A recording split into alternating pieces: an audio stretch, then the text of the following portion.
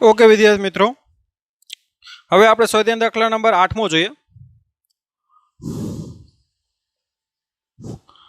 Okay, એમાં તમને આપેલું છે કે પ્રકાશની કિરણાવલી કોઈ પી બિંદુ પાસે કેન્દ્રિત થાય છે અને માર્ગમાં પી બિંદુથી 12 સેન્ટીમીટર અંતરે આપણે 20 સેન્ટીમીટર કેન્દ્ર લંબાઈવાળો બહિગોળ લેન્સ મૂકવાનો છે પહેલા, પછી 16 સેન્ટીમીટર કેન્દ્ર લંબાઈવાળો અંતર્ગોળ લેન્સ મૂકવાનો છે। તો આ કિરણાવલી કયા બિંદુ આગળ કેન્દ્રિત થાય એ કહેવાનું। ओके, एक प्रकाशनी किरणावली पी बिंदु आगे केंद्रित थाय आ रीते। सरळता खातर बे किरणों लई लईए। एनाथी 12 सेंटीमीटर अंतरे ध्यान आपजो, पी बिंदु थी केटला अंतरे 12 सेंटीमीटर अंतरे एक आपणे शुं मूकेलुं छे बहिगोळ लेंस अने एनी केंद्र लंबाई तमने केटली आपी दीधी तो कि बहिगोळनी केंद्र लंबाई धन होय एटले 20 सेंटीमीटर। तो तमारी किरणावली क्यां केंद्रित थाय? बहिगोळ है एटले पहला केंद्रित थवानी थाय। અહીંથી એનું ધ્યાન આપજો, આ એની મુખ્ય અક્ષ, અહીંથી એનું વક્રીભવન થાય આ રીતે અને કિરણાવલી આ રીતે વક્રીભવન થઈ અને પહેલા કેન્દ્રિત થવાની છે અને આ તમને અંતર માગેલું છે। આ તમારું એનું પ્રતિબિંબ। જો આ જે છે ને આ લેન્સ માટે આ શું થઈ એ વસ્તુ અને આ તમારું શું થઈ એ વસ્તુ અંતર કેટલું તો કે ધન એક્સ અક્ષ ઉપર છે એટલે प्लस 12 सेंटीमीटर અને વી તમારે મેળવવાનું છે, તમારું ધન જ આવવાનું છે। તો આ તમારું વસ્તુ છે, આ એનું શું છે પ્રતિબિંબ। તો ટૂંકમાં વસ્તુ અંતર તમને આપી દીધું અને પ્રતિબિંબ અંતર મેળવવાનું છે। તો એ કેના ઉપરથી મળે તો કે લેન્સના સૂત્ર પરથી। તો કે લેન્સના સૂત્ર પરથી આપણે ખ્યાલ છે લેન્સનું સૂત્ર બોલો છે -1/u + 1/v = 1/f માટે 1/v = 1/f + 1/u। 1/f એટલે ધ્યાન આપજો +20 થાય બહિગોળની અને u એટલે કેટલું છે તો કે એ ધન એક્સ અક્ષ ઉપર છે એટલે 12 1/12। લસા કેટલાનો બને 60 નો, 20 તેરી 60 અને 12 × 5 60 એટલે 8/માં કેટલું થાય 60। એ તમારું 1/v આવ્યું માટે v બરાબર શું થાય 60/8 એટલે કેટલું થાય તો કે 15 ચોક 60 અને 4 દુ 8 એટલે 15/2 એટલે 7.5 સેન્ટીમીટર। તો આ રીતે તમને v બરાબર કેટલું મળી જાય 7.5 સેન્ટીમીટર। આ તમને લેન્સથી અંતર મળ્યું। જો અહીં p થી અંતર કહી તો 12માંથી 7.5 બાદ કરી નાખવાનું, તો એ રીતે તમને p થી અંતર મળી જાય। તો હવે બીજો દાખલામાં તમને શું કીધું કે આ જ વસ્તુ છે, આ કિરણાવલી પી બિંદુ આગળ કેન્દ્રિત થાય અને 12 સેન્ટીમીટર પીથી 12 સેન્ટીમીટર અંતરે અંતર્ગોળ લેન્સ મૂકવાનો છે। એની કેન્દ્ર લંબાઈ f બરાબર -16 કે એની કેન્દ્ર લંબાઈ ઋણ હોય અને -16 સેન્ટીમીટર એની કેન્દ્ર લંબાઈ આપેલી છે। તો તમારે કિરણ ક્યાં કેન્દ્રિત થાય એ મેળવવાનું છે। હવે આપણે ખ્યાલ જ છે વિદ્યાર્થી મિત્રો કે આનાથી કિરણો દૂર જશે, કેમ કે આપણે બધા કિસ્સાઓ જોઈ જ ગયા છે, વક્રીભવન થાય અને આવી રીતે અહીંયા કેન્દ્રિત થશે। આ તો એના માટે વસ્તુ બની ગઈ ને આ એનું પ્રતિબિંબ। ટૂંકમાં વસ્તુ અંતર u તમને આપી દીધું કેટલું +12 સેન્ટીમીટર અને પ્રતિબિંબ અંતર v તમારે મેળવવાનું છે। આ તો આપણે v મેળવીએ એના માટે પણ સૂત્ર એ જ લેન્સના સૂત્ર પરથી એક જ વસ્તુનું ધ્યાન રાખવાનું છે કે અંતર્ગોળ લેન્સની કેન્દ્ર લંબાઈ ઋણ હોય બસ। અને વસ્તુ તમારી ક્યાં છે તો કે ધન એક્સ અક્ષ ઉપર u કેવું લેવાનું થાય પ્લસ, બાકી કોઈ મિસ્ટેક આમાં થવાની નથી। 1/u + 1/v = 1/f, અહીં માઇનસ આવશે।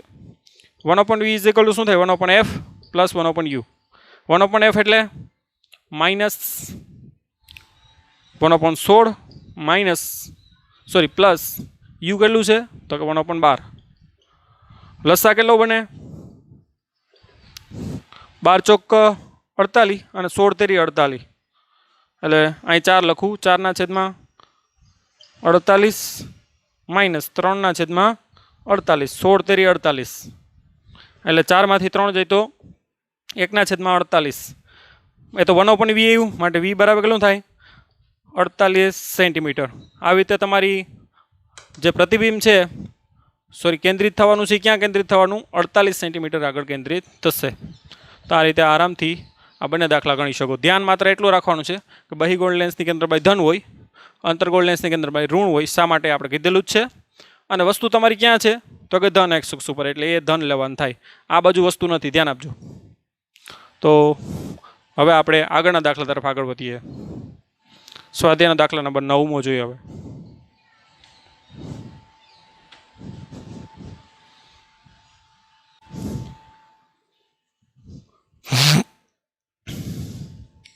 એક 21 સેન્ટીમીટર કેન્દ્ર લંબાઈવાળો અંતર્ગોળ લેન્સ આપેલ છે. ધ્યાન આપજો. અંતર્ગોળ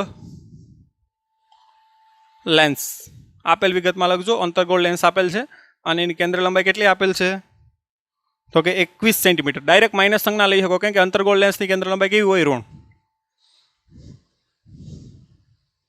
અને એની સામે ધ્યાન આપજો, 14 સેન્ટીમીટરના અંતરે 3 સેન્ટીમીટર ઊંચાઈનો એક વસ્તુ મૂકેલી છે. વસ્તુ અંતર તમને કેટલું આપી દીધું તો કે u બરાબર -14 સેન્ટીમીટર, કેમ કે એ ઋણ x અક્ષ ઉપર છે. અને વસ્તુની ઊંચાઈ તમને 3 સેન્ટીમીટર આપી દીધી. વસ્તુની ઊંચાઈ લેન્સ વડે મળતા પ્રતિબિંબનું વર્ણન કરો. એટલે એ પ્રતિબિંબ કેવું છે, એનું પ્રતિબિંબ અંતર કેટલું, એનો પ્રકાર કેવો, બધી કહેવાનું. જો વસ્તુને લેન્સથી દૂર લઈ જવામાં આવે તો શું થાય જોઈએ. બરાબર.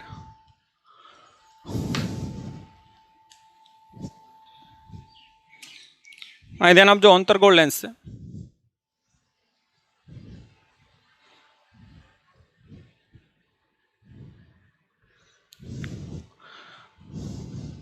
તમારું વસ્તુ ક્યાં મૂકેલી છે તો કે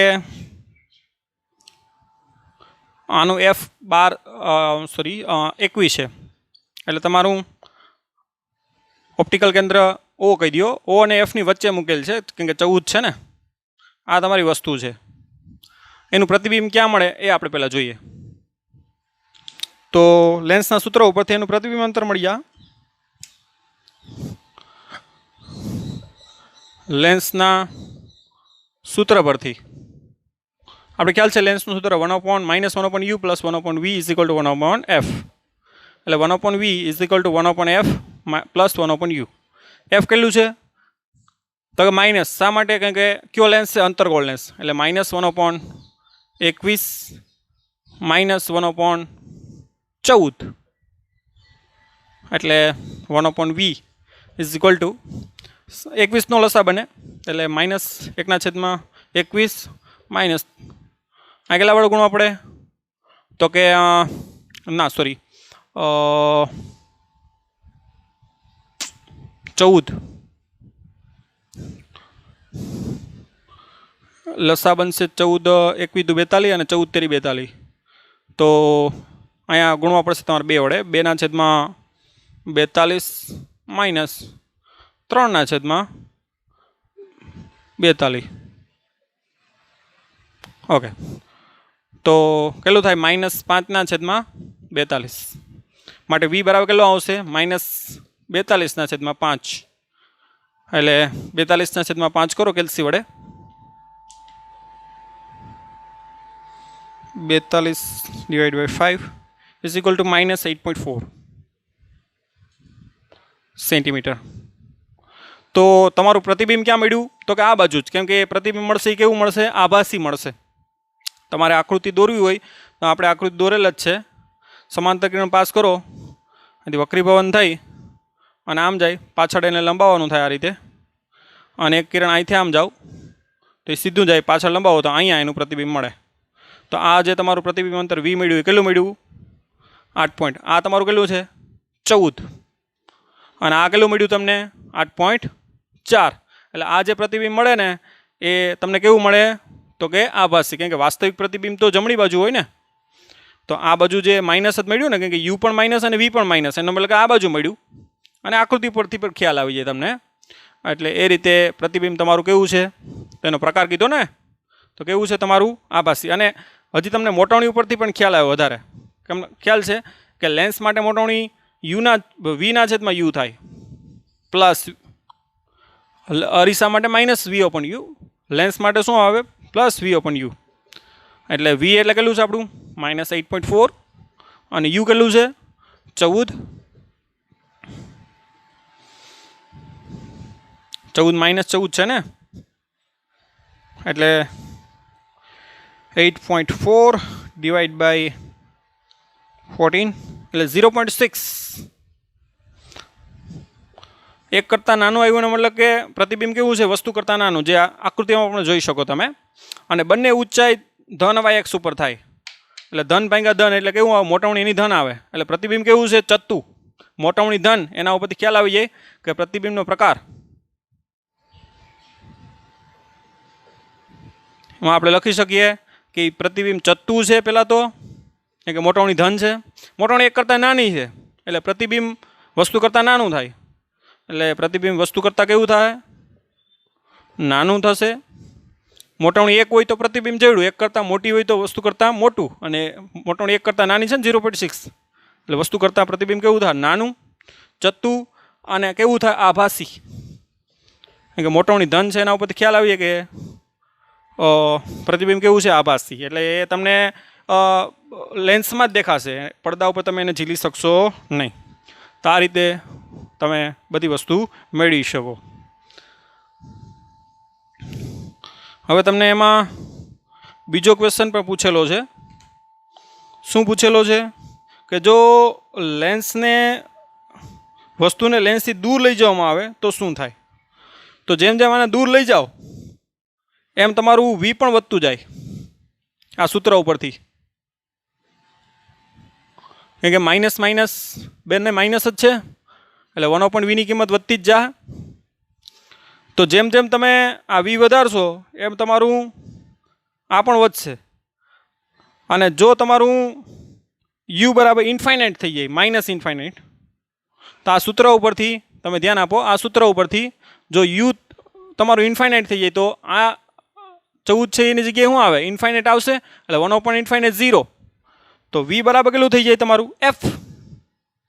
ધ્યાન આપજો, જો યુ બરાબર કેટલું ઇન્ફાઇનાઇટ થઈ જાય તો વી બરાબર કેટલું આવશે -f.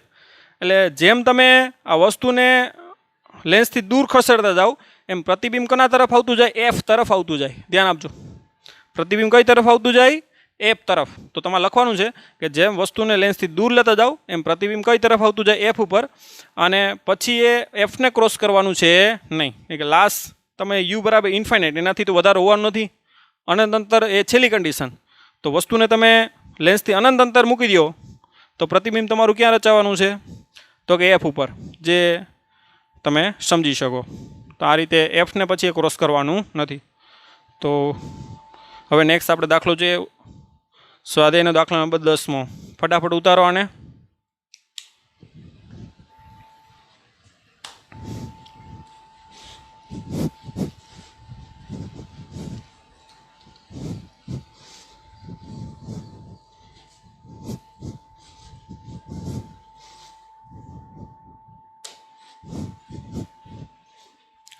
દસની રકમ બધા વાંચશે.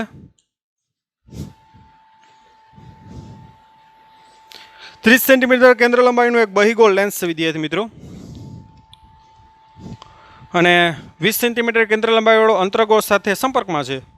એક બહિગોળ લેન્સ છે, એક અંતરગોળ લેન્સ છે, બંનેને સંપર્કમાં રાખ્યા.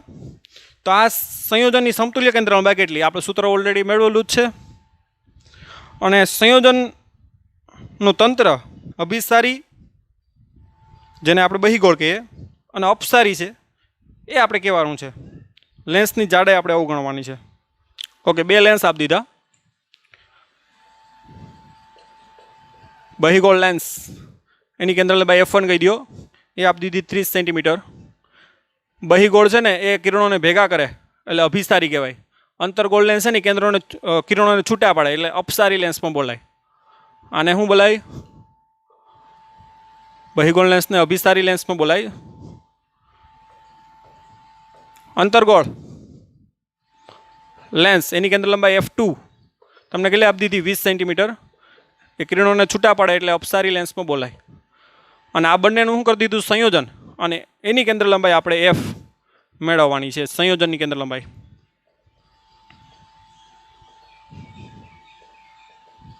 F મેળવવાની છે. ઓકે, મેળવીએ. ધ્યાન આપજો. હમણાં જ આપણે કીધું હતું કે બહિગોળ લેન્સની કેન્દ્ર લંબાઈ કેવી થાય? તો કે ધન થાય. અંતર્ગોળ લેન્સની કેન્દ્ર લંબાઈ કેવી થાય? તો કે ઋણ થાય. આપણે ઓલરેડી થિયરીમાં કીધેલું જ છે, ધ્યાન આપજો. હવે સમતુલ્ય કેન્દ્ર લંબાઈ આપણે ખ્યાલ જ છે, સંયોજનમાં આપણે આખી થિયરી ભણ્યા. સમતુલ્ય કેન્દ્ર લંબાઈ 1/f બરાબર શું થાય? 1/f1 plus 1/f2. f1 એટલે 1/30, f2 એટલે -1/20. તો લસા કેટલો બને? 60નો, એટલે 2/60 -3/60. 30 દુ 60 અને 20 તેરી 60. માટે 1/f બરાબર 2 - 3 એટલે -1/60. એટલે f બરાબર કેટલું આવશે? -60 સેન્ટીમીટર. તો આ સમતુલ્ય કેન્દ્ર લંબાઈ કેવી આવી વિદ્યાર્થી મિત્રો? ઋણ. અને ઋણ કેન્દ્ર લંબાઈ કોની હોય? તો કે અંતર્ગોળની. તો પરિણામી જે તમારો લેન્સ મળ્યો ને, બંનેના સંપર્ક કરીને જે લેન્સ મળ્યો એ કોની તરીકે વધશે તમને? અપસારી તરીકે. અથવા તો કોના તરીકે વધશે? અંતર્ગોળ લેન્સની જેમ વર્તશે. તો તમારી સમતુલ્ય કેન્દ્ર લંબાઈ -60 સેન્ટીમીટર અને એક અપસારી લેન્સ હશે. માઇનસ સંજ્ઞા ઉપરથી ખ્યાલ આવી જાય. ઓકે, ફટાફટ ઉતારો. સિમ્પલ એક દાખલો છે. હવે સ્વાધ્યાયનો દાખલા નંબર આપણે 11મો જોઈએ. ઓકે,